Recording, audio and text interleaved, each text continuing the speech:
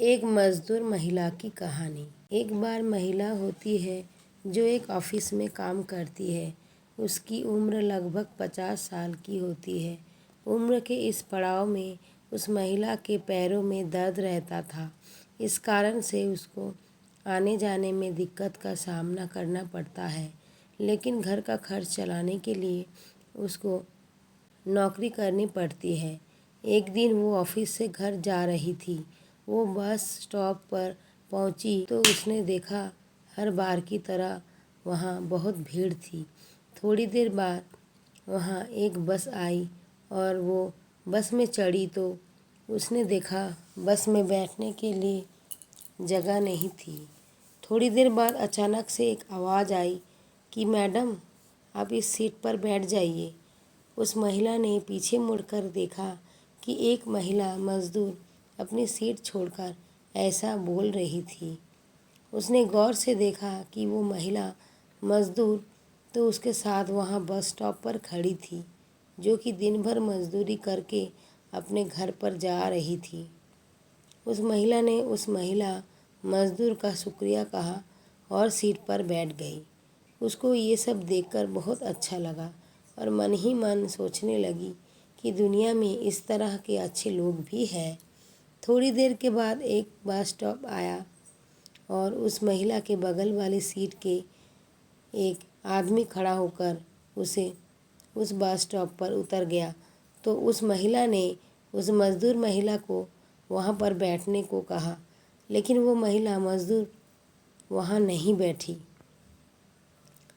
उस बस में एक और महिला थी जिसकी गोद में एक छोटा सा बच्चा था जो बहुत ही रो रहा था। उस महिला मज़दूर ने वो सीट उस महिला को दे दिया। थोड़ी देर बाद उस बच्चे वाली महिला का भी स्टॉप आ गया और वो बस से उतर गई। फिर से वो सीट खाली हो गई थी। उस महिला ने फिर से उस महिला मज़दूर से उस सीट पर बैठने का आग्रह किया, लेकिन फिर भी वो उस सीट पर नहीं बैठी। इस बार उस महिला मज़दूर से एक वृद्ध को बैठने के लिए भेज दिया, जो कि बहुत ज़्यादा उम्र के थे और उन्हें खड़े होकर सफ़र करने में बहुत दिक्कत हो रही थी। वो वृद्ध उस सीट पर आकर बैठ गए और थोड़ी देर बाद उस वृद्ध का भी स्टॉप आ गया और वो वृद्ध उस महिला मज़दूर का शुक्रिया कहते हुए बस से उतर गया। उसके बाद उस बस में भीड़ कम हो गई थी और अब उसमें कोई भी ज़रूरतमंद नहीं था। उस महिला ने फिर उस महिला मज़दूर से कहा, अब तो आप आकर बैठ जाइए। तो वो वहाँ आकर बैठ गई। उस महिला ने उस महिला मज़दूर से पूछा, आपने मुझे बैठने का मौका क्यों दिया? आपके पास तो सीट थी, आप आराम से बैठ कर जा सकती थी। उस महिला मज़दूर ने कहा, जब मैंने आपको बस स्टॉप पर देखा तो लग रहा था कि आपके पैरों में तकलीफ़ है और जब आप बस में चढ़ रही थी तब भी लग रहा था कि आपके घुटने में दर्द है, तो मुझे से रहा नहीं गया और मैंने आपको सीट दे दी। फिर उस महिला ने कहा कि जब 2-3 बार सीट खाली हुई थी तब आप वहाँ आकर क्यों नहीं बैठी?